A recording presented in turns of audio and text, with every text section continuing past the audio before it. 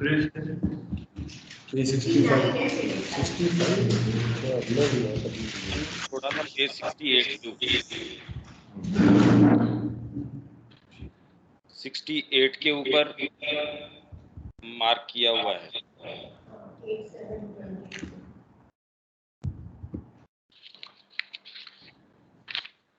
इस संबंध में है, इस संबंध में हाँ ये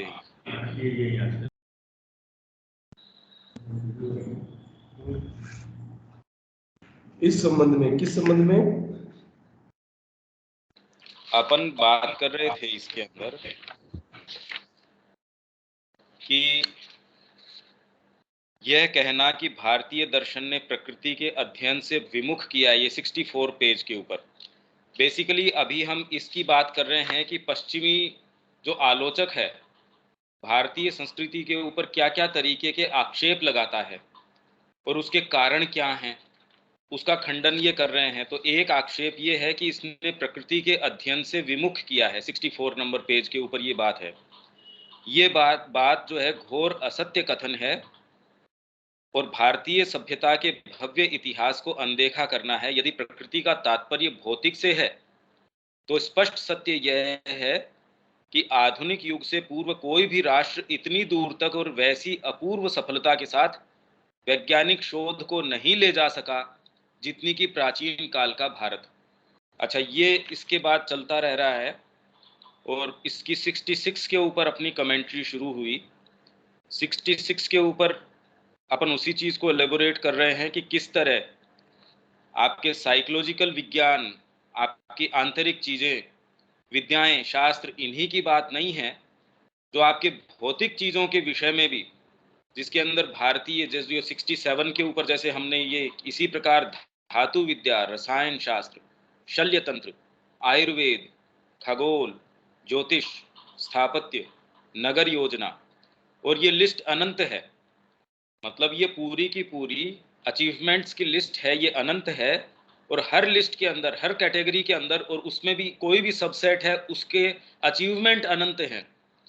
उसके अंदर भी अनंत उद्यम किया गया है भारतीय संस्कृति द्वारा। तो ये पूरा पैराग्राफ हम यहाँ तक लेके आए थे। तो अंत में हमने ये बात करी सोमनाथ जैसे किसी 68 पेज पे ही किसी एक ही मंदिर की लूटपाट के ब्यौरे में हम पाते हैं कि उस पर अनेकों बार आक्रमण करके उसे नष्ट भ्रष्ट किया गया और हर बार भारी लूटपाट की गई, परंतु फिर भी वहां इतनी संपदा शेष रही कि सन 1024 के अंतिम आक्रमण में महमूद गजनी लगभग 2 करोड़ दीनार लूटकर ले गया, जिसने पूरे मुस्लिम जगत को समृद्ध बनाया।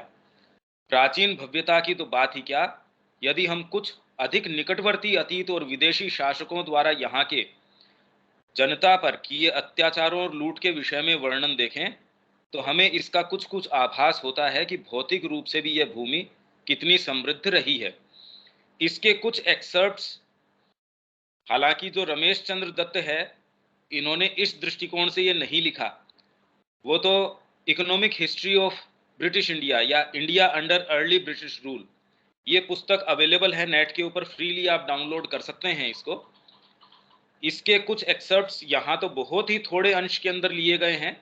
अपनी वेबसाइट है उसके ऊपर जो रिसर्जेंट इंडिया है उसके ऊपर कई इसके रेफरेंसेस अपन ने ले रखे हैं। वो लिए थे कि कृषि के ऊपर क्या प्रभाव पड़ा, उस परिप्रेक्ष्य में लिए गए रेफरेंसेस हैं। वो मैं अभी आपसे थोड़ी देर में ये पढ़ करके और वो कुछ मैं स्क्रीन आपसे शेयर कर दूंगा, वो फैक्ट्स भी अभी सामने आ जाएंगे। वो अपनी साइट के ऊपर अपन ने दे रखे हैं, तो आप अपने समय के ऊपर उनको और ध्यान से भी पढ़ सकते हैं। तो ये है अपना बैकग्राउंड। दीपक,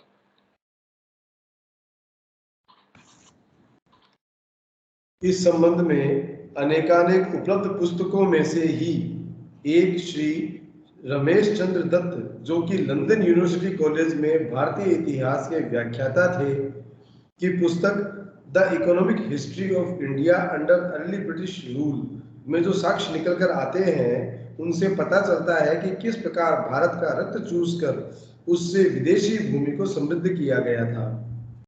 वे लिखते हैं, ईस्ट इंडिया कंपनी के शासन के तहत भारत में एक परिवर्तन हुआ। वे भारत को एक विशाल भू संपत्ति या बागान के रूप में मानते थे, जिसके लाभ भारत से लेना और यूरोप में जमा कर देना था। उन्होंने एक धनप्रद कैरियर तलाश रहे अपने खुद के नामितों के लिए भारत में सभी उच्च नियुक्तियों को आरक्षित किया। उन्होंने भारत के राजस्व से अपना माल खरीदा और इसे यूरोप में अपने लाभ के लिए बेच दिया, और अपने विक्रय स्टॉक के लिए वे भारत से बलपूर्वक भारी ब्याज वसूलते थे। किसी न किसी रूप में अत्यधिक कराधान द्वारा भारत से जो कुछ भी उठाया जा सकता था, वह सब भूखे प्रशासन के लिए भुगतान करने के बाद यूरोप में प्रवाहित हुआ। भारत में इस भीषण गरीबी और बार बार होते इन अकालों के क्या कारण है? एक के बाद एक सतही स्पष्टीकरण पेश किए गए हैं और बारीकी से देखने पर उन्हें खारिज कर दिया गया है। यह कहा गया कि भारत में जनसंख्या तेजी से बढ़ी और इस तरह की वृद्धि से अकाल पैदा हुए। जांच करने पर पाया गया कि इंग्लैंड की दर से भारत में जनसंख्या कभी नहीं बढ़ी है, और पिछले 10 वर्षों के दौरान यह पूरी तरह बढ़ना बंद हो गई है। उस समय बता रहे थे, ये जब ये लिख रहे थे उस समय, जब ये लिख रहे थे उस समय की है ये 10 हाँ, ये जिस समय ये 1912-14 में जब लिखी थी किताब, उस समय की बात है। श्री अरविंद ने भी रेफरेंस दिया है, मतलब रमेश चंद्र दत्त का श्री अरविंद ने हवाला दिया है। हाँ, तो इसका मतलब ये तो उनसे और पहले की होगी। ये पब्लिशिंग किसकी?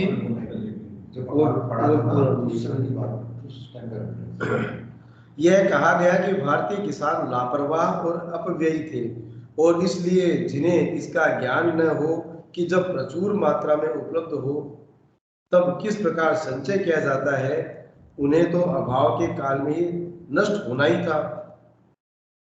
परंतु जिन्होंने इन कृषकों के बीच अपना सारा जीवन व्यतीत किया है, वे लोग जानते हैं कि धरती पर इससे अधिक अल्पाहारी, किफायत करने वाला और अनावश्यक व्यय न करने वाला और कोई कृषक वर्ग नहीं रहा है।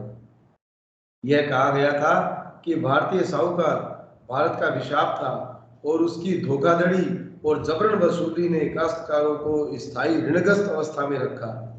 परंतु नवीनतम अकाल आयोग की जांच पर से पता चलता है कि भारतीय काश्तकार सरकारी राजस्व की मांग की कठोरता से उधारदाताओं के दबाव में मजबूर हैं। यह कहा गया था कि जिस देश में लोग अपनी फसलों पर लगभग पूरी तरह से निर्भर थे, वे तो सूखे के वर्षों में फसल असफल होने पर भूखे रहेंगे ही, लेकिन भारत में फसलें संपूर्ण रूप से कभी असफल नहीं रही। एक भी साल ऐसा नहीं हुआ जब देश की खाद्य आपूर्ति लोगों के लिए अपर्याप्त थी। और अवश्य ही कोई ना कोई गलत नीति तो होनी चाहिए कि जब किसी एक प्रांत में फसल की असफलता अकाल ले आती है और भरपूर फसल वाले पड़ोसी प्रांतों से वे अपने खाद्य पदार्थ खरीदने में असमर्थ होते हैं। तो ये खंडन कर रहे हैं ये पुस्तक के अंदर ही, ये अकाल, ये माना जाता है कि अकाल के कारण टूट गई सारी व्यवस्था। एक के बाद एक अकाल यहाँ पड़ते रहे, और हमने देखो इनको कितना बढ़िया तरीके से मैनेज किया इस संस्कृति को हमने किया है ये। और इसके ये क्या दलीलें देते हैं कि जनसंख्या इतनी तेजी से वृद्धि हुई सबसे पहले तो, और फिर बाद में किसान जो है इतना बेवकूफ और लापरवाह है, जबकि यहाँ बाहर से स्टडी करने के लिए आए। दिल्ली के अंदर अभी ये जो कृषि अनुसंधान केंद्र है, पहले यहाँ दिल्ली के अंदर नहीं था, ये पहले आपके यहाँ दूसरी जगह था, इलाहाबाद में था या कहाँ था।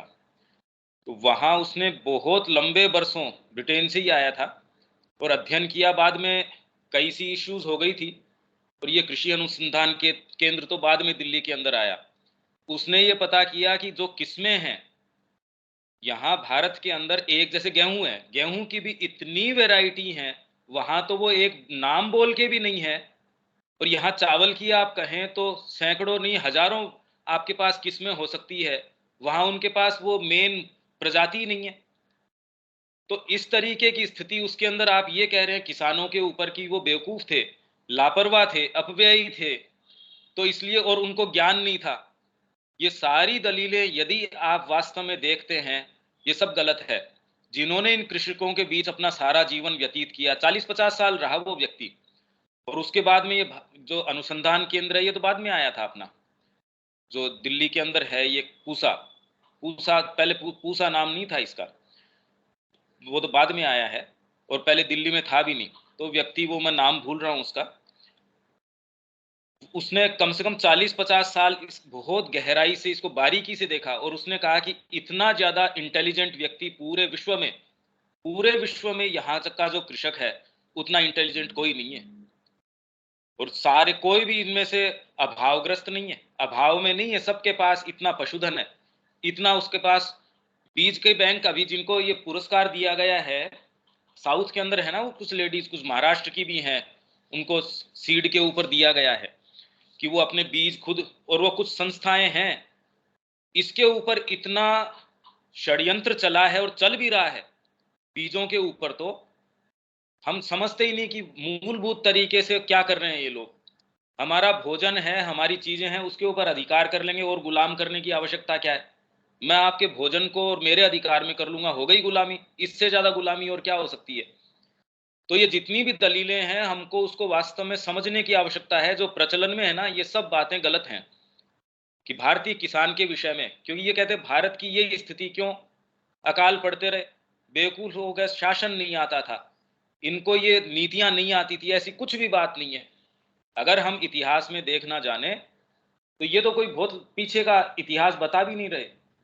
ये जो रमेश चंद्र दत्त है, कितना पीछे का, ये तो नियर जो है पास्ट हमारा बता रहे हैं।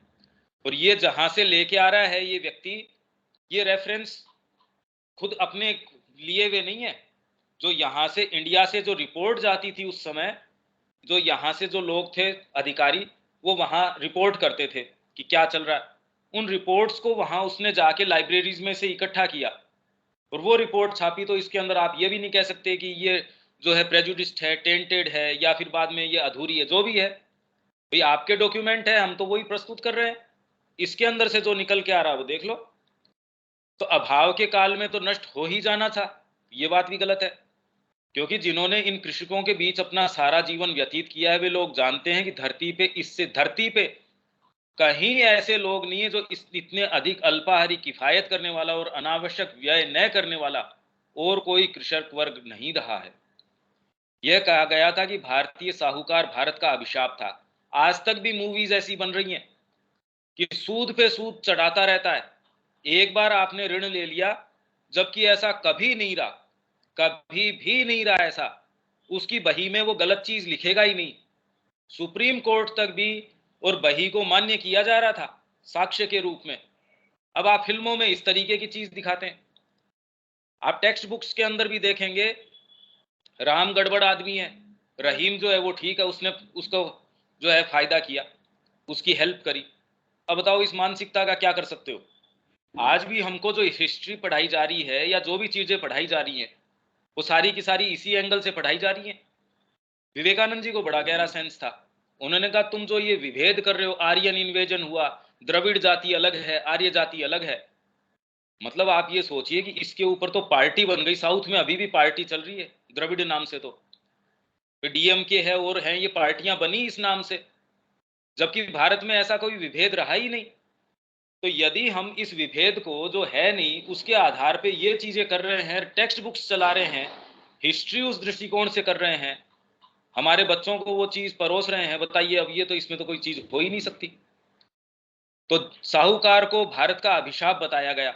उसकी धोखाधड़ी और जबरन वसूली ने काश्तकारों को स्थायी ऋणग्रस्त अवस्था में रखा। काश्तकार उससे बीज के समय ऋण लेता था, और वो हमेशा ही उसकी, फिर बाद में धीरे धीरे ये दिखाते हैं फिल्मों के अंदर कि ये तो उसकी सारी मकान हड़प लिया, वो बैठे बैठे उसके ऊपर सूद पे सूद जोड़ता जाता है। फिल्मों में यही दिखाया जाता है, जबकि ऐसा कोई, ये डॉक्यूमेंट निकल के आ रहे हैं, ये जो वो बाहर जो है हमारे लिखे हुए नहीं है, उनके ही जो ब्रिटिश गवर्नमेंट के कारिंदे यहाँ थे वो रिपोर्ट कर रहे हैं। ये वो रिपोर्ट को सारे को संकलन किया है इन्होंने अलग अलग सोर्सेज से। यही काम जो आपके धर्मपाल थे, डॉक्टर जो धर्मपाल, इसके आपके राजीव दीक्षित के जो गुरु रहे हैं, उन्होंने कई वॉल्यूम निकाले। उन्होंने भी ये काम किया, उसमें बहुत सारे डॉक्यूमेंट निकल के आते हैं। वो सेट हमने मंगाया था, मैंने पढ़ा उसको, बहुत बहुत तरीके से निकल के आते हैं फैक्ट्स उसके अंदर। तो हमको जो प्रचलित तरीके से ये बताया जाता है, इसके ऊपर मूवीज बनाई जाती है, साहित्य लिखे जाते हैं, ये सब निराधार हैं, बिल्कुल इलविल से प्रेरित होके किए गए हैं ये। और हम नए सिरे से इतिहास परोस नहीं रहे अपने बच्चों को। तो करने लायक काम ये है भाई। मन में तो मेरे ये है कि मेरे पूर्वज ऐसे धोखाधड़ी वाले थे, तो बताइए मेरे पास तो कोई खड़े होने को भूमि ही नहीं रहेगी, हमेशा ही मैं तो आत्मसम्मान तो खो बैठा। तो मेरे पूर्वज हैं वो ऐसे लोग थे, तो मेरे तो कोई गौरव रहता ही नहीं अपनी संस्कृति के अंदर। तो ये करना जरूरी है, ये फैक्ट्स हमको लाने जरूरी हैं यदि संस्कृति को जीवित रखना है तो। परंतु नवीनतम अकाल आयोग की जांच परखों से पता चला है कि भारत के काश्तकार सरकारी राजस्व की मांग की कठोरता से उधारदाताओं के दबाव में मजबूर हैं। यह कहा गया था कि जिस देश में लोग अपनी फसलों पर लगभग पूरी तरह से निर्भर थे, वे तो सूखे के वर्षों में फसल असफल होने पर भूखे रहेंगे ही। भाई एकमात्र निर्भरता इसके ऊपर है, तो इसमें सरकार क्या कर लेगी? बारिश नहीं हुई तो ये तो अकाल में मर ही जाने। तो इसका मतलब मैनेजमेंट गलत है आपका। एक प्रांत के अंदर अगर फसल सफल न हुई तो दूसरे प्रांत से वहां आ जाना चाहिए, आपूर्ति होनी चाहिए। तो पहले बात तो ये कि भारत में फसलें संपूर्ण रूप से कभी असफल नहीं रही। ये डेटा के आधार पे कह रहे हैं, ये कोई हाइपोथेटिकल चीजें नहीं है। इन्होंने डेटा इकट्ठा किया इस साल के अंदर, मान लीजिए 120 साल का डेटा इकट्ठा किया कि भारत में एवरेज में कितना खाद्यान्न उत्पन्न हुआ। अब वो अगर ये कह रहे हैं कि इसके कारण इतने लोग मर गए, ये तो सही नहीं है, फैक्चुअली गलत बात है। तो इसका मतलब मरे तो हैं, ये भी फैक्ट है। फसल असफल रही है, ये गलत बात है, फसल सफल रही। एक प्रांत में नहीं रही हो पर दूसरों में रही। मरे भी हैं इतने, तो बीच के अंदर कड़ी कौन सी टूट रही है, कौन सी कड़ी छूट रही है? ये कहना कि फसल असफल रही उसके कारण मर गए, ये कड़ी सही नहीं है। तो फिर क्या कारण है? एक भी साल ऐसा नहीं हुआ जब देश की खाद्य आपूर्ति लोगों के लिए अपर्याप्त थी। पर्याप्त थी हमेशा ही, कि हमारे मान लीजिए 5 जनों का परिवार है और उसमें कहते भूख मरते मर गए। अरे भाई एक जने के पास, उसके खेत, दीपक के खेत में तो इस बार नहीं हुआ, पर दूसरे के खेत में तो हो गया। सूर्य प्रताप जी के खेत में इतना हुआ कि वो खुद भी खाएं, दीपक को भी दे दें और 4 को भी दे दें। इसका मतलब वो भूख से मर रहा है, तो बीच में कहीं ना कहीं कोई कड़ी चूक रही है। फसल ओवरऑल कभी भी असफल नहीं रही, और अवश्य ही कोई न कोई गलत नीति तो होनी ही चाहिए कि जब किसी एक प्रांत में फसल की असफलता अकाल ले आती है और भरपूर फसल वाले पड़ोसी प्रांतों से वे अपने खाद्य पदार्थ खरीदने में असमर्थ होते हैं। ये नीतियां लगा दी ब्रिटिश ने, इस तरीके की नीतियां लगा दी। अकाल के कारण भारी मृत्यु संख्या और कंगाली के बावजूद भी भूमि कर सख्ती से वसूल किया जाता था। मतलब आप कल्पना नहीं कर सकते कि इन्होंने क्या किया। निक रॉबिन्स की पुस्तक corporations that change the world, ये भी आपको उपलब्ध हो सकती है। मे भी ये निश्चित रूप से जो पुस्तकें हम आपको रेफरेंसेस दे रहे हैं, आप ये डाउनलोड कर सकते हैं, इनको पढ़ना चाहिए। इनको पढ़ के जो फैक्ट्स इसमें से निकल के आते हैं, कोई थोड़ा बहुत भी इनके प्रति सम्मान, कोई ब्रिटिशर्स ने ये किया वो किया, ये बचता ही नहीं। इनफैक्ट खून खोल उठता है जो फैक्ट्स इसमें से निकल के आते हैं। हमको निश्चित रूप से ये करके थोड़ा थोड़ा इसको अपने स्तर के ऊपर पढ़ना चाहिए। और बड़े इजी लैंग्वेज में, उस तरीके से नहीं, साफ साफ फैक्ट्स निकल के आते हैं। वो तो आपको टेबल्स दे रहे हैं, डेटा दे रहे हैं, इस साल का ये है, उसमें तो कोई आप क्वेश्चन कर ही नहीं सकते, डिबेट नहीं है उसके अंदर। तो ये क्या कह रहे हैं ये कि कॉर्नेलियस वॉलफोर्ड ने ये हिसाब लगाया कि ब्रिटिश शासन के 120 साल के भारत में 34 अकाल पड़े। 120 साल में भारत में 34 अकाल पड़े। तो अब आप आइडिया लगा लो, अब हर 2-2.5 साल से, 2.5-3 साल से आपके अकाल पड़ रहा है। आपके अगर एक अकाल पड़ा, आपकी कमर टूट गई, आप उससे उभरते नहीं, उससे पहले दूसरा अकाल पड़ गया, दूसरा ठीक नहीं हुआ, तीसरा अकाल पड़ गया। बताओ, और 120 साल तक अगर यही चलता हो, कहाँ की सभ्यता, कौन सी क्या चीज। आप कल्पना करो, आपका पूरी जनरेशन अकाल के अंदर निकल गई, आपकी आने वाली अकाल के निकल गई। कितनी जनरेशंस निकल गई 120 साल के अंदर? आप सोचो, 5 जनरेशन करीब निकल गई इसके अंदर। 25 साल का भी हिसाब माने तो हमारी ये इतनी जनरेशन इसके अंदर निकल गई अकाल के अंदर। अब बताओ अकाल के समय क्या डेवलपमेंट हो सकता है? हम अगर वास्तव में इसके इम्प्लीकेशन समझें, 34 अकाल पड़ गए ब्रिटिश काल के एक शासन के 120 साल में, जबकि पूरी पीछे की पूरी 2 सहस्राब्दी में 2000 साल में 17 अकाल दर्ज किए गए मिलते हैं। आप बताओ ये क्या है? और वो 17 भी अकाल दर्ज मिलते हैं, एरिया वाइज मिलते हैं, उसमें कभी भी मृत्यु दर वो नहीं रही। अकाल ठीक है दर्ज किए मिल गए, मृत्यु नहीं वो रेट ऑफ जो मोर्टेलिटी है वो नहीं है, क्योंकि नीतियां ऐसी नहीं है। हमारे पहले जो मिलते हैं देवी चौधराइन थी कि नहीं मैं तो कर नहीं वसूल करूंगी, फसल ही नहीं हुई, कर कहां से वसूल करूंगी, तो खजाने खोल देती थी अपने। तो अकाल या सकाल या जैसा भी है, किसी को तकलीफ नहीं थी। अरे भाई खारे मीठे दिन तो हमारे अपने जीवन के अंदर आते हैं, पर वो कितना ज्यादा प्रभाव करते हैं। जैसे गाड़ी के अंदर एक आपके शॉक एब्जॉर्बर है, उसका कितना एब्जॉर्ब कर पाता है, वैसे ही जीवन के अंदर ऊपर नीचे अगर नीतियां गलत है तो आपके ऊपर इंपैक्ट ज्यादा आएगा। करोड़ों लोग मर गए इसके अंदर। अब इसमें किस किस तरीके की नीतियां थी वो तो हमारी वेबसाइट के ऊपर है। ये मैं आपको लिंक अभी दिखा देता हूं, मोटा मोटा एक बार इससे गुजरे तो मैं देखो आपसे स्क्रीन शेयर करता हूं। ये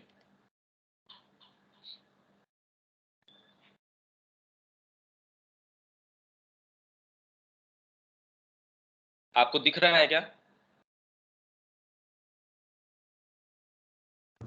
हाँ दिख रहा है। थोड़ा सा जूम कर ले तो ठीक रहेगा। है थोड़ा जूम कर लो स्क्रीन तो ठीक रहेगा। हाँ ठीक है ठीक है क्या? हाँ ठीक है। अब ये अपन ने जब मैं कर रहा था इसके ऊपर स्टडी की कि ये इसका क्या था, उस समय ये किया हुआ है, ये काफी पहले का काम है। ये तो दिखा रहा है ना, जून 9 2012, a study of the devastating impact of the British rule on agriculture farming और lifestyle of the people of India, उनके ऊपर क्या असर पड़ा। तो ये कुछ जो बोल्ड हैं वो एक बार अपन सरसरी तरीके से देख लेते हैं, बाकी आप अपने तरीके से इसकी स्टडी कर सकते हैं। ये दो जो अभी हमने आपको रेफरेंसेस दिए उन्हीं के अंदर से हैं। ये तो हम पढ़ चुके हैं। Deep down under all the superficial explanations we must seek for the true causes of Indian poverty and Indian famines. Bharat इतना गरीब, इतना ऐसा राष्ट्र रहा, हमेशा ही आज तक भी यही दलीलें दी जाती है। और ब्रिटेन की संसद के अंदर यही बातें वो कहते थे, मैकॉले है या और है तो इनको सभ्य बनाना चाहिए। ये इतने जो हैं इम्परफेक्ट लोग हैं, असभ्य लोग हैं, इनको तो सभ्य करना ही चाहिए। इनको खेती नहीं आती, इनको ये नहीं आता, तो उसी संसद में दूसरा खड़ा होकर वो भाषण दे रहा है, नहीं जी ऐसी बात नहीं है। ये फैक्ट्स हमको पता होने चाहिए। It is unfortunately a fact which no well-informed Indian official will ignore that in many ways the sources of national wealth in India have been narrowed under British rule. India in the 18th century was a great manufacturing as well as a great agricultural country, and the products of the Indian loom supplied the markets of Asia and of Europe. मतलब यहाँ जो कपड़ा बनता था, पहले उन्होंने उसके ऊपर इतना कर लगा दिया क्योंकि वहां जो मिलें थी ब्रिटेन की, वो उन्होंने यूरोप की मिलें थी, उनको पता ही नहीं था कि इतना अच्छी क्वालिटी का कैसे बनाए। तो उन्होंने कहा कि नहीं, इतना इसके ऊपर कर लगा दिया कि यहाँ से कोई मंगा ही नहीं सके। तो वहां जो अपने पर्सनल जहाज यहाँ भेज के किसी भी कीमत पे, जी हमको तो वो चाहिए, वो वाला कपड़ा हमको चाहिए। फिर धीरे धीरे इनको पता चला यार मान ही रहे, हमारी तो जो फैक्ट्रियां हैं वो चल नहीं रही, किसी भी कीमत पे भारत वाला जो है वो लेके जा रहे हैं, तो क्या करो, इनके हाथ कटवाओ। इस हद तक जो है इन्होंने काम किया है। उनको कुछ भी नहीं, शिप बिल्डिंग कैसे करें, भोजन का प्रिजर्वेशन कैसे करें। क्योंकि आज जो ये दलीलें देते हैं, उनसे अगर कोई ये पूछे कि पूरा विश्व यहाँ क्यों आना चाहता था, ये अगर इतनी रद्दी जगह थी, ये अलग अलग जो मार्ग ढूंढ रहे थे कि भारत का शॉर्टेस्ट रूट कौन सा होना चाहिए, तो ऐसी जगह आप शॉर्टेस्ट रूट की जल्दी से कैसे पहुंच जाऊं कि मैं व्यापार करूं। आप अनकल्चर्ड लोगों से व्यापार करने, उनके पास जाने की लालायत आप इतने रह रहे हो, और फिर ये कह रहे हो अनकल्चर्ड लोग हैं। अब ये दोनों बातें तो नहीं चलती। The east Indian company and the British parliament following the selfish commercial policy of 100 years ago, discouraged Indian manufacturers in the early years of British rule in order to encourage the rising manufacturers of England. England के rising manufacturers हैं, उनको encourage करने के लिए Indian manufacturers को discourage किया हर संभव प्रयास करके। इसके बाद अब जो फैमीन की बात है वो हमने पढ़ा भी, और ये इसके अंदर बोल्ड के अंदर है। अब इसमें ये क्या कह रहे हैं, अब टैक्स पद्धति किस तरीके की थी, यहाँ ये देखो, अब ये बोल्ड के अंदर आ गया। In England the land tax was between 1 shilling and 4 shillings in the pound, that is between 5 and 10% of the rental during 100 years before 1798, when it was made perpetual and redeemable by William Pitt. वहां की जो tax की पद्धति है वो ये है, highest जो है उसकी रेंज ये बता दी इन्होंने। In Bengal the land tax was fixed at अब ओवर 90%, ओवर 90% उन्होंने of the rental, and in northern India at over 80% of the rental between 1793 and 1822। आपका क्या हो जाना है देख लीजिए, आपके व्यापार का क्या होगा, आपके लाइफस्टाइल पे क्या प्रभाव इसका आना है, आप कल्पना कर सकते हो। आप कितना भी कमाओ, अगर आप ये कर आप देने वाले हैं, आपके पास क्या बचेगा। और फिर भी अगर ये संस्कृति सरवाइव कर रही है, मतलब आप ये सारी चीज करते हो, मैं आपकी पॉकेट काट लेता हूं, मैं आपके घर के ऊपर लूटपाट करता हूं, और फिर बाद के अंदर आपका पैसा मेरे घर के ऊपर उससे डेकोरेशन करके और आपको असभ्य बताता हूं। अब ये तो एथिकल बात ही नहीं है। फिर इसके बाद में ये है ना, ये देखो, नो नेटिव प्रिंस। अब ये सारा डेटा अपन ने इसमें दिया हुआ है, और ये डेटा वही है, economic history of British India, pages ये हैं। No native prince demands the rent which we do, wrote Bishop Herbert in 1826 after traveling all through India and visiting British and native states। और ऊपर data दिया ही है कितने कितने उन्होंने मांगे, ये देखो ऊपर सारा डेटा, इतने सारे इन्होंने इकट्ठे किए हैं, ये सब इलाहाबाद के नवाब ने क्या दिए, किसने क्या दिए, ये सारा डेटा ऊपर दे रखा है। A land tax like that which now exists in India, wrote Colonel Briggs in 1830, professing to absorb the whole of the landlord's rent, was never known under any government in Europe or Asia। Europe या Asia में ऐसा कभी भी जाना नहीं गया जैसा हम अब चूस रहे हैं। 1830 के अंदर लिख रहा है, अब कौन सी कोई पुरानी बात हो गई है। मतलब आज तक हमने कहीं सुना नहीं, उतना चूसा जा रहा है लैंड टैक्स। फिर ये द टू फोर्स, अब दूसरे क्या करते थे, the ryots peasants to grow opium against their will for which they received arbitrary low prices. दूसरे क्या कर रहे हैं, आपकी जमीन है, उसके ऊपर एक जमीन है गन्ना अच्छा हो रहा है, एक के ऊपर बाजरा अच्छा हो रहा है, नहीं हमको नहीं मतलब है, आपकी कैसी भी भूमि हो, किस भी क्षेत्र में हो, हमको तो ओपीएम की जरूरत है, ये लगाओ। हमको तो नील की जरूरत है, नील की खेती करनी पड़ेगी, इंडिगो लगाना पड़ेगा आपको। वो कह रहा भाई साहब मेरे पूरे खेत में करूंगा तो 4 किलो नहीं होगा, इसकी बजाय मेरी खेती तो, भाई हम तो समझते ही हैं कि एरिया वाइज आप कौन सी चीज लगाना, ना हमको मतलब नहीं है, आपको यही चीज लगानी पड़ेगी और वही दाम में बेचनी पड़ेगी जो हम लेंगे, और कहीं दे नहीं सकते। अब क्या होने वाला आपका टैक्स है वो आपको बता दिया, नीतियां जो है वो आपको बता दी, देखो ये नीतियां हैं, और जबरदस्ती आपके ऊपर ये लागू किया जा रहा है। फिर farmers complain that the land is forced on them. मतलब मैं कह रहा हूं जी, मैं इतनी जमीन नहीं संभाल सकता, मेरे पास अगर 2 एकड़ में आराम से मेरा पूरा परिवार रात दिन मेहनत करे तब जाके इसके ऊपर इतनी खेती में कर सकता हूं, नहीं, आपको इतनी रखनी ही पड़ेगी और इतनी के ऊपर खेती करनी पड़ेगी, हमको ये देना पड़ेगा, हमारे भाव पे देना पड़ेगा। खेती भी यही, and they are compelled to rent more, और मैं आपसे उतने का रेंट वसूल करूं। भाई अगर मेरे पास क्षमता है, सपोज इतना रेंट में मैं इतना एरिया ले सकता हूं जी, मैं इतना आपको देना ही नहीं, ये नहीं, पूरा कॉम्प्लेक्स लेना पड़ेगा, इतना रेंट देना पड़ेगा, तो मेरे बिक्री नहीं है इस चीज की, बेचना भी वही पड़ेगा उस मार्केट में जो मैं आपको दूंगा बेचने के लिए, और इतना एरिया आपको लेना पड़ेगा। अरे सर यहाँ आते ही नहीं कोई कपड़ा खरीदने इस एरिया में, मेरा तो इतना नहीं, नहीं आपको यही वाला कपड़ा बेचना पड़ेगा। इसी क्वालिटी का बेचना पड़ेगा। एक दुकान नहीं या 15 दुकानें आपके नाम से हम तो रजिस्टर करेंगे, बुक करेंगे, इतना आपको लेनी पड़ेगी। अब बताओ क्या करोगे आप? And they are compelled to rent more than they have stock to enable them to cultivate. उनके पास लाइव स्टॉक है ही नहीं। उनके पास ऊंट है या जो आपके बुल है, उनके पास बेचारों के पास वो जितनी उनके पास सुविधा है या संसाधन है, वो कह रहे हैं उतना तो लैंड होल्डिंग या इतने नहीं, नहीं ये रखनी पड़ेगी आपको। आपको तो 100 कट्ठे जमीन मिलेगी, करनी पड़ेगी आपको ये। और ये सारे फिर बाद में इसकी डिटेल हमने दी है, ये देखो ये सारी डिटेल ये जो है ना, ये यहाँ ए मैन हु रेंट्स 17, ये है ना, ये एक बुल्ला जो ये बता रहे हैं 4.5 to 6 एकड़ का है, is able only to plow 9 of them, whereas if he had full stock he would plow between 11-12, leaving 1/3 part in fallow. उसको यूं ही छोड़ दे। Rents however have been lowered in some villages 1/5, in others 1/3, in order to compensate the loss which the farmer suffers by this manner of renting lands where there is not a sufficient stock to cultivate the whole. This sort of tenure seems to be a great evil. इसके बाद ये क्या कह रहे हैं देखो, the difficulty about the inland trade increased from year to year, ये bold वाला, the company's servants conveyed their goods from place to place duty free.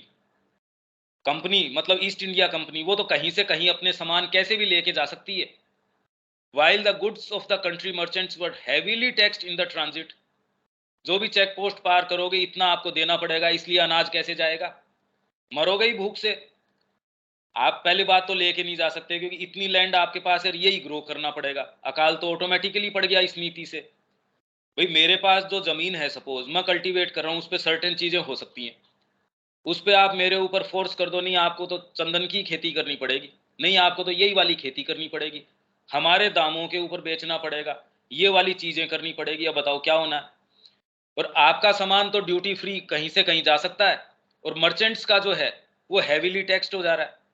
The country traders were ruined, नष्ट हो गए इस बात से। नवाब्स रेवेन्यू डिक्लाइंड, जो नवाब थे मतलब मुस्लिम राज्य के अंदर, ये बोल रहे हैं कि उन्होंने कभी एनफोर्स नहीं किया, इसलिए वो रेवेन्यू इकट्ठा भी करते थे पर वो जनता के अंदर वापस आ जाता था। वो चूस इस तरीके से नहीं चूसा उन्होंने, इन्होंने तो एकदम ही क्लोजली चूस लिया, पूरा का पूरा चूस लिया।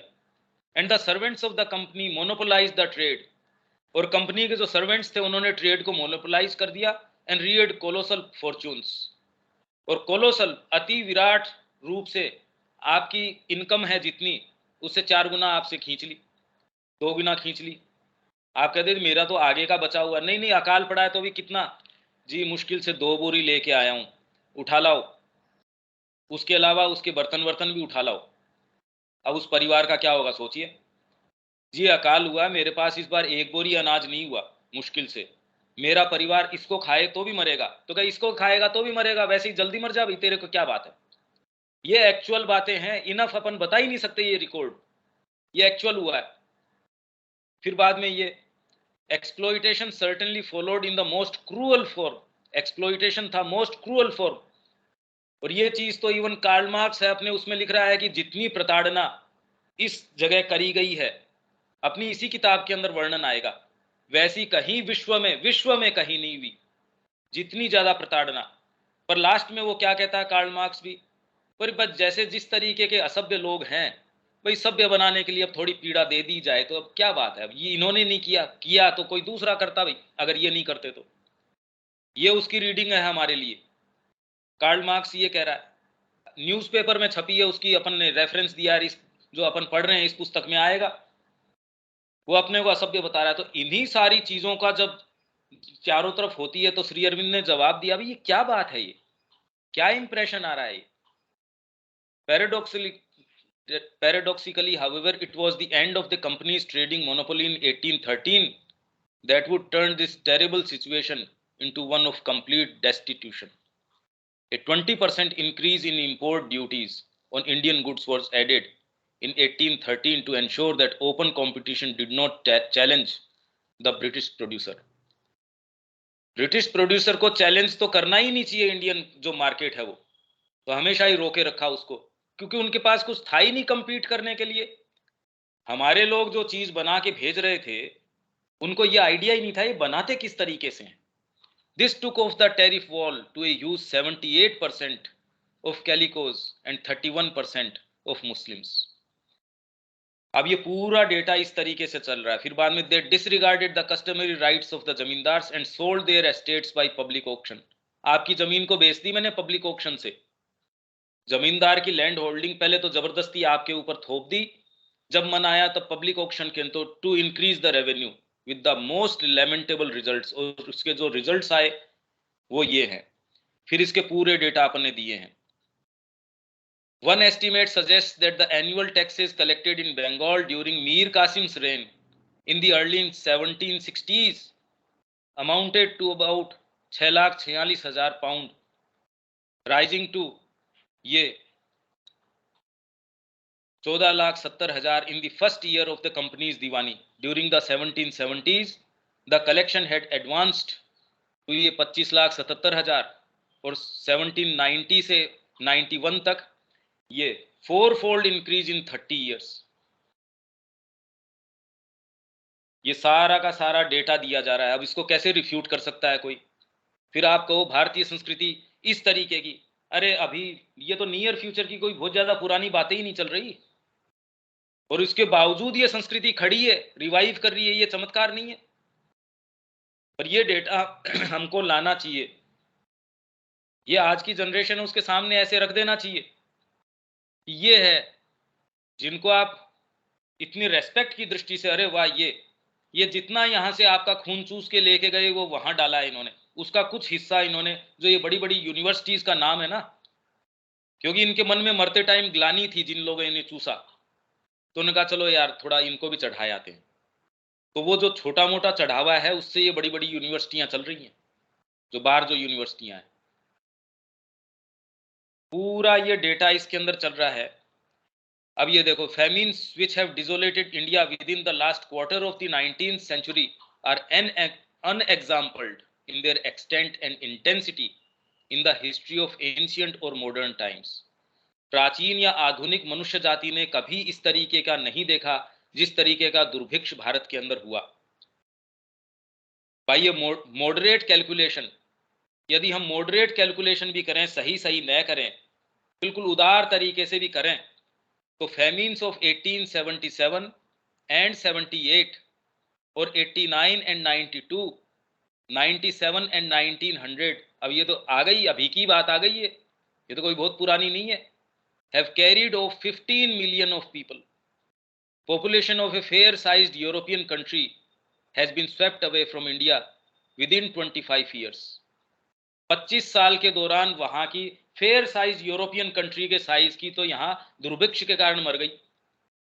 ऐसे के अंदर इन्होंने क्या किया, कोई ब्राह्मण है, कोई पंडित है, उससे कहा ले तू अनुवाद कर दे इसका, तेरे को पैसा दे देंगे। हम कहें उस तरीके का अनुवाद कर दे, हम कहें उस तरीके की टीका लिख दे इसके ऊपर, हमारा महिमा मंडन कर दे, और इतने सूक्ष्म तरीके से कर वो पकड़ में नहीं आए, तो बेचारा भूख मरते उसने ये सारे काम किए। आपको जो ये अनुवाद मिलते हैं वो धीरे धीरे आपको पता ही नहीं लगता। और भैया हम क्या करें, हमारे मौलिक कोई चीज नहीं है प्रवेश करने की, तो हम ये कहते हैं ये देखो इंडियन ने किया है, आप ये नहीं जानते उसका बैकग्राउंड क्या रहा है। इसी तरीके से ये देखो, the famines which have desolated India within the last quarter of the are exam, ये तो अपन ने पढ़ ही लिया। फिर बाद में इसने ये कैलकुलेट किया है, ये बात भी अपन ने पढ़ ली। ये सारा डेटा इसके अंदर निकल के आ रहा है। Provisions were so scarce in the company's new acquisitions that parents brought their children to sell them for a morsel of bread. माँ बाप अपने बच्चों को लेके आते थे बेचने के लिए कि एक निवाला रोटी का मिल जाए। प्रोविजंस इतने स्केर्स थे भोजन के या किसी के भी, in the companies new acquisitions, जो नई एक्विजिशन पॉलिसी उनकी या जिस भी तरीके से थी, parents brought their children to sell them for a morsel of bread. इन लाइनों को आप एक्चुअल स्थिति के ऊपर घटा के देखिए, उसका आपके व्यापार के ऊपर क्या प्रभाव पड़ेगा, संस्कृति के ऊपर क्या प्रभाव पड़ेगा, शिक्षा के ऊपर क्या प्रभाव पड़ेगा। लाइफस्टाइल के ऊपर क्या प्रभाव पड़ेगा, उसको घटा के देखिए कि आपकी स्थिति क्या होगी। और जनरली जो भारतीय संस्कृति के ऊपर कीचड़ उछाला जा रहा है, इन्हीं बातों को सामने रख के कीचड़ उछाला जाता है कि तुम ये हो, पर उसके कारण में तो जाओ। When the full story became known, horror turned out to outrage at the company's negligence. और हॉरर यहां नहीं, जब ब्रिटिश संसद में ये वाली बातें कही जाने लग गई या वहां कॉमन होने लग गई, as Horace Walpole said at the time, we have murdered, deposed, plundered, usurped, nay, what think you of the famine in Bengal, in which 3 millions perished, being caused by a monopoly of provisions by the servants of the East Indies? इनके कारण इतने perish हो गए, हमने murder किए हैं, इनको ये विस्थापित किया है, प्लंडर किया है, ये काम किए हैं हमने। ये सारा डेटा इसके अंदर से निकल के आ रहा है। ये और भी है, आप अपने लेजर टाइम के अंदर इसको देख सकते हैं। मेन चीज ये इसमें ध्यान देने की है कि अगर इस तरीके का माहौल होगा, आप किस चीज की आशा करते हैं। और ये कोई बहुत विगत अतीत की बात नहीं चल रही कि बहुत पुराने समय की बात चल रही है, ये तो कल की सी बात लगती है। ऐसे के अंदर से जब आप आते हैं और फिर आपका उपहास किया जाता है, ऐसे के अंदर विवेकानंद जी का खड़े होकर कहना कि आपके कृष्ण मिशनरी हैं, वो तो हमारा नुकसान किया है, उन्होंने उपहास किया है, उसकी एवज में अगर महासागर का पूरा कीचड़ भी मैं तुम्हारे मुंह पे डालूं तो भी मैं उसका दशांश भी नहीं करूंगा जो बदतमीजी तुमने हम लोगों के साथ की है। जान चाहिए ये कहने के लिए कितनी बड़ी आत्मा की ताकत चाहिए, ये सोचिए। तो यही वाली बात यहां आ रही है। इससे आगे अपन चल रहे हैं 600 वर्षों के। हाँ, आगे पढ़ो।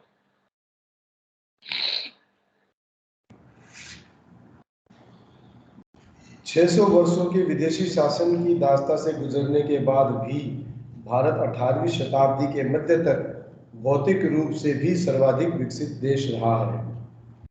हार्वर्ड विश्वविद्यालय के सैमुअल हंटिंगटन लिखते हैं कि 1750 में भारत का उत्पादन विश्व उत्पादन का 25% था, जबकि यूरोप और अमेरिका का मिलाकर भी 18% से कम था। किंतु 1900 तक ब्रिटिश शासन के 150 वर्षों के उपरांत भारत का उत्पादन घटकर 2% से भी कम हो चुका था, जबकि अमेरिका एवं पाश्चात्य देशों का मिलाकर विश्व उत्पादन का 84% हो गया था। वे लिखते हैं, पश्चिम की ये औद्योगिक क्रांति अधीनस्थ राष्ट्रों के औद्योगिक विघटन की कीमत पर की गई थी।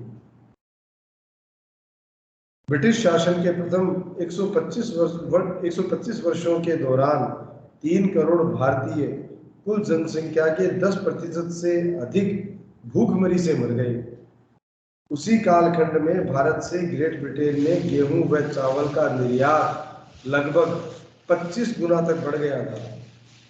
ऐसी नृशंस भौतिक परतंत्रता के बावजूद भी सत्य यह है कि बौद्धिक व आत्मा के स्तरों पर भारतीय संस्कृति की उपलब्धियां इतनी विराट रही हैं कि पाश्चात्य बुद्धिजीवियों, शिक्षाविदों तथा धर्म प्रचारकों, जो कि भारतीय धर्म व संस्कृति का अवमूल्यन करने का अति कठोर प्रयास करते रहे हैं, कि अत्यधिक नियोजित प्रयासों के बावजूद भी यह न केवल जीवित रह पाई, अपितु यहाँ तक कि अभिवर्धित हुई और साथ ही पश्चिम के हृदयों तथा मानस में अधिकाधिक व्याप्त होती रही है और उनको जीतती जा रही है।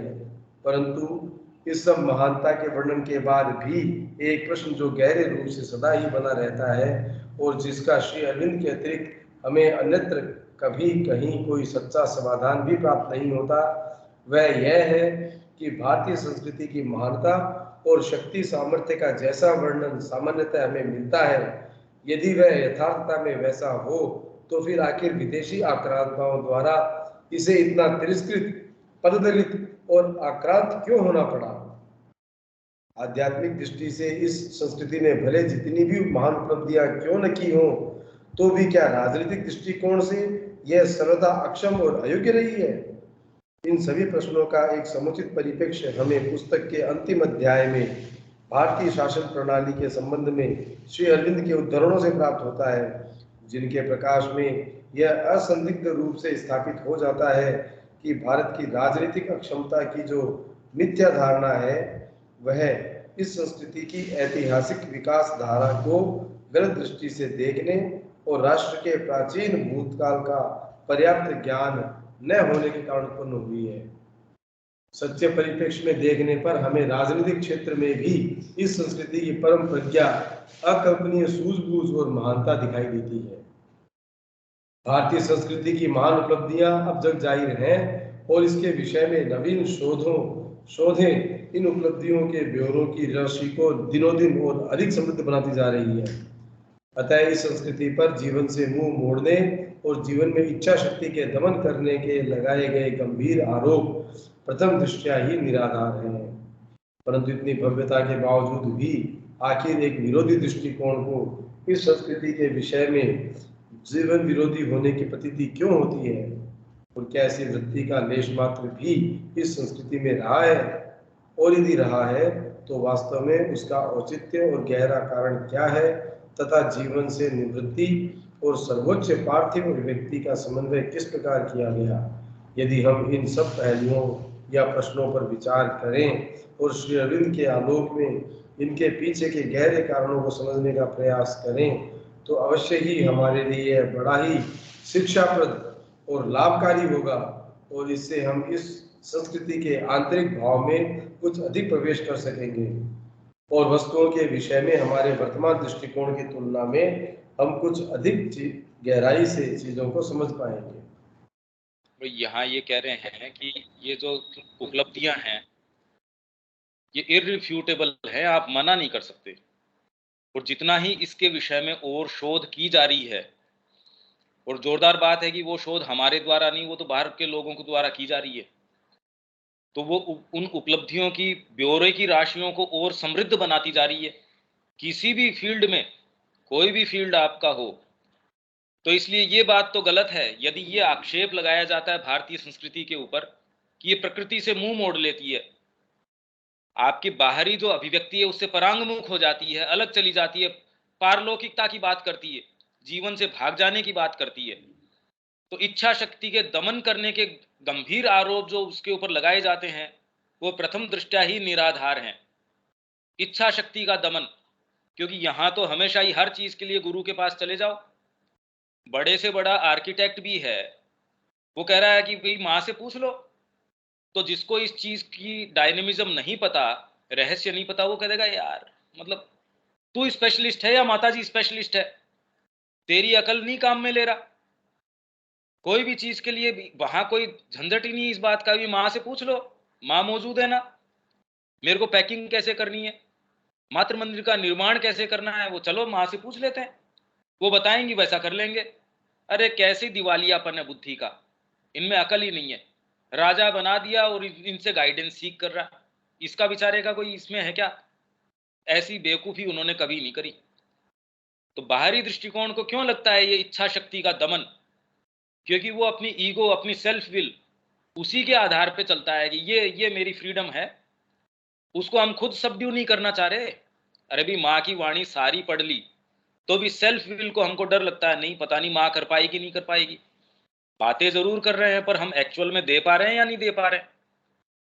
परंतु इतनी भव्यता के बावजूद भी आखिर एक विरोधी दृष्टिकोण को इस संस्कृति के विषय में जीवन विरोधी होने की प्रतीति क्यों होती है। आप भागवत में पढ़ोगे, इसके अंदर, गीता के अंदर भी है, भगवान कह रहे हैं अर्जुन से, having come to this transient earth या दिस वर्ल्ड, इस क्षण भंगुर जीवन के अंदर, तो वो कह रहे हैं हमेशा ही आप इसको जीवन विरोधी रंगों में क्यों रंगते हैं। क्या तो आप ये कह देंगे इस जीवन में क्या रखा है। सावित्री में श्री अरविंद कह रहे हैं all is too little that the world can give. अब बताइए अगर आप ये कह देते हैं कि पूरा जगत आपको क्या दे सकता है, ऑल इज टू लिटिल, तो कोई भी आदमी क्या इसको जीवन को भोग पाएगा। आपने पहले ही बेचारे के तो अंदर संदेह डाल दिया।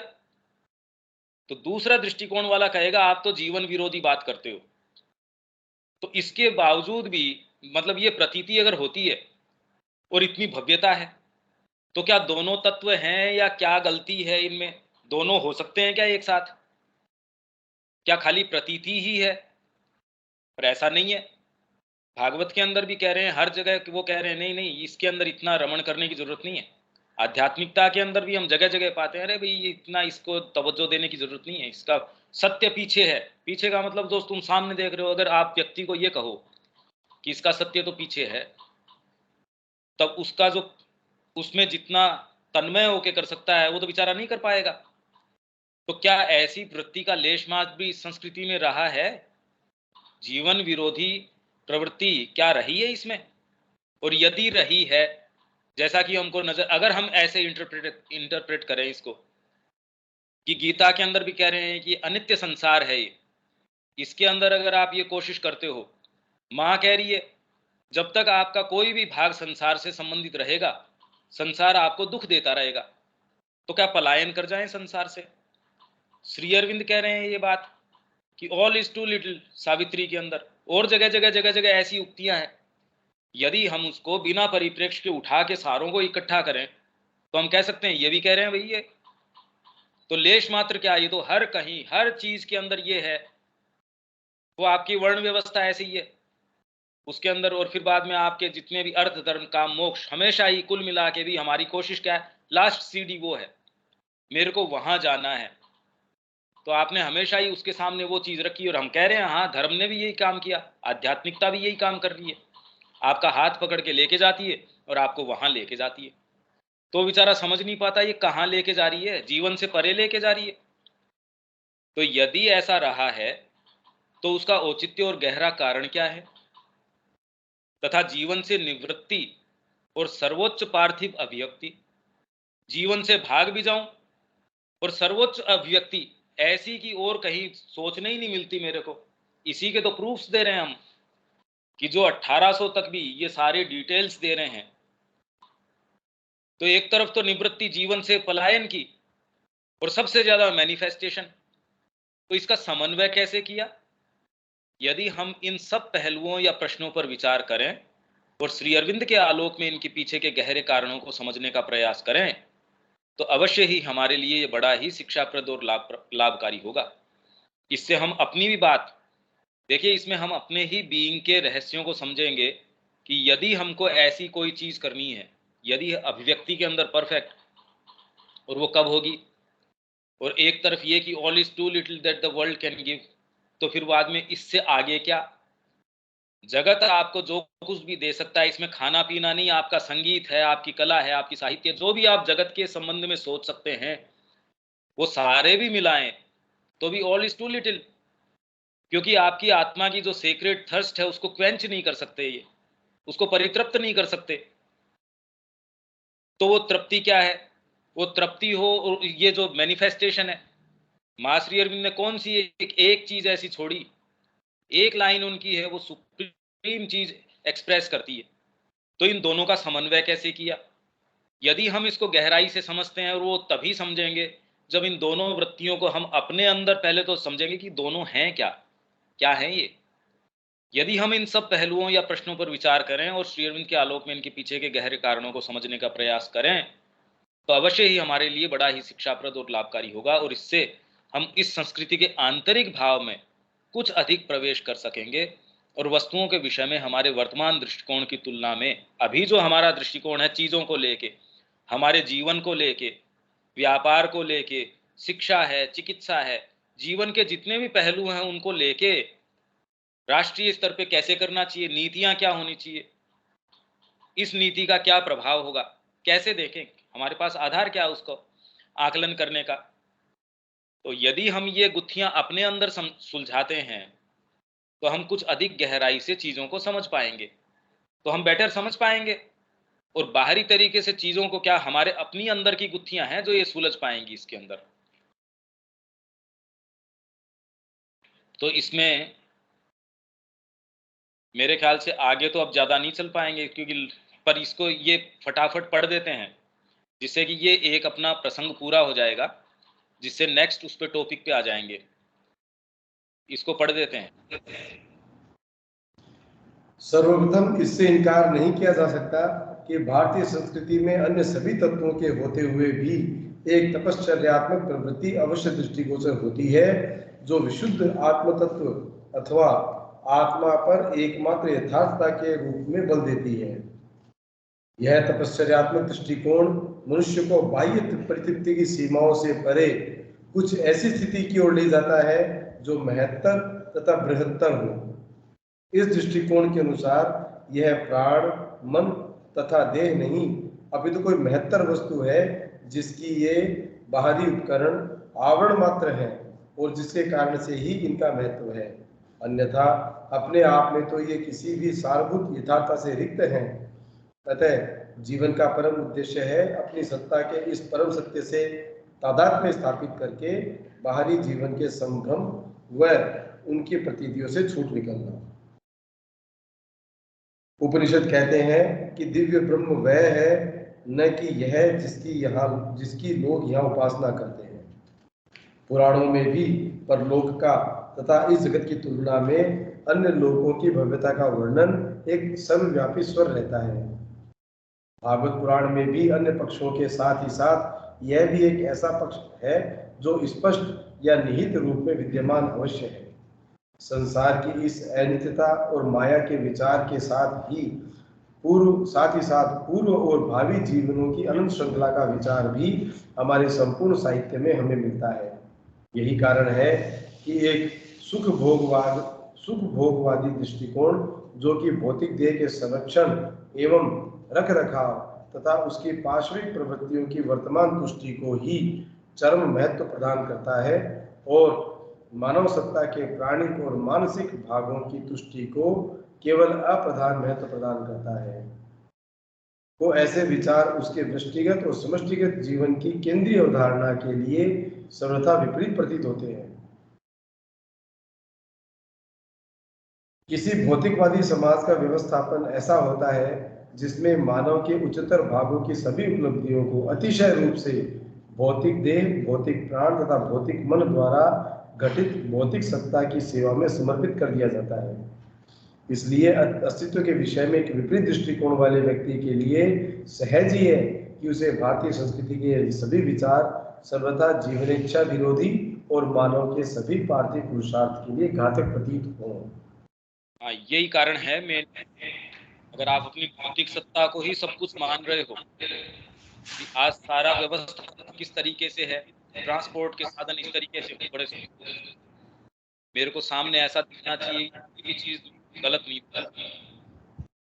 अगर पड़ोसी मेरे को कोई बगीचे के अंदर दिख रहा है तो वहां देश के अंदर आपकी आवाज,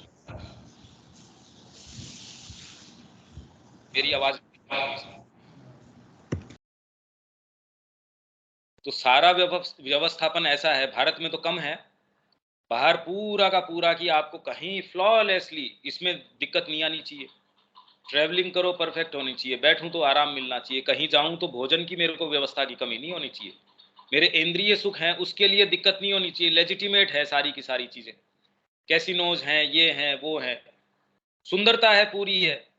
कहीं भी जाओगे पब्लिक लाइफ में आपको नहीं ये मेरे से बदतमीजी से कैसे बोल सकता है, इसको राइट नहीं है।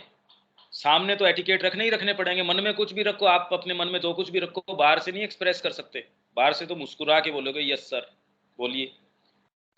तो यदि आप ये दृष्टिकोण लेके चलते हैं भौतिक देह, भौतिक प्राण, भौतिक मन, उसके आधार पे हम जो जिस तरीके की चीजें क्रिएट कर रहे हैं, पर हमने दरकिनार कर दिया हमारी आंतरिक सत्ता को। यदि हम इसी स्तर के ऊपर हैं तब तो कोई चिंता नहीं है। पशु जो है वो अपनी चीजों के अंदर मस्त है, उसको कोई दिक्कत नहीं है। श्री अरविंद कह रहे हैं इसीलिए पशु अपने छोटी सी चीज के दायरे में खुश है, देवता अपने वैभव में खुश है, मनुष्य इन किन्हीं भी चीजों से खुश नहीं हो सकता, सबसे ज्यादा अतृप्त है वो, और इसीलिए सबसे ऊंचा है वो, सबसे सर्वोपरि है, क्योंकि वो हमेशा ही उन भव्यताओं के अंदर जा सकता है। उसको आप कुछ भी दे दो वो असंतुष्टि रहेगा, वो असंतोष आपके अंदर स्वयं परमात्मा का असंतोष है। आप स्वयं वो नहीं बन जाते जो आप हो, तब तक कोई भी बीच के पड़ाव पे प्रसन्न कैसे हो सकते हो। कोई समय विशेष के लिए आप ठीक है, हाँ मेरे को ये इतना आराम मिल गया, पर हमेशा के लिए नहीं। तो जिसको भारतीय संस्कृति की ये चीजें जीवन से विरोधी महसूस होती है वो इसलिए होती हैं। बड़ी गहरी बात है ये, हमारे लिए बड़ा मुश्किल है कि माँ को जिसने पूर्ण समर्पण कर दिया वो कहे इसने सेल्फ विल तो खो दी, अब जीवन में क्या बचा। और हम ये कहते हैं जीवन का सच्चाई तो अब शुरू होती है। जीवन की सच्चे दृष्टिकोण तो अब शुरू होता है। बताओ कैसे समझाओ आप उसको? हम ही नहीं समझ सकते ये बात, दूसरे को तो कैसे समझाएं? हम इस भावना से प्रेरित होने के बाद भी जहां पूर्ण समर्पण की बात आती है, वहां हमको लगता है कि हमारा जो इंडिविजुअलिटी है वो ही छोड़ देंगे तो हमारे पास आधार क्या रहेगा? ये बड़ी भारी समस्या है। पर इसका कारण है भी, अब जो हमको समझ में आता हो या नहीं आता हो, बाहरी दृष्टिकोण को यही नजर आता है, हमको भी यही नजर आता है। इसलिए भारतीय संस्कृति को समझ नहीं सकते हम। यहाँ हम इसको विराम दे सकते हैं। अगली बार फिर बाद में ये दूसरा जो आक्षेप लगाया जाता है ना, या दूसरी जो चीज है बी, ए तो वो जो पहला अपना था, अब ये बी आ जाएगा अगली बार, ये हम अगली बार ले लेंगे। ठीक है?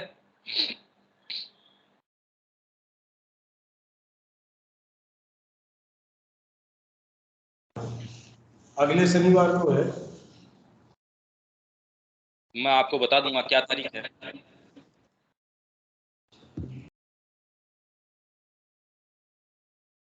26 तारीख। हो सकता है शायद, मैं पहले बता दूंगा, हो सकता है मेरे को जाना पड़े कहीं,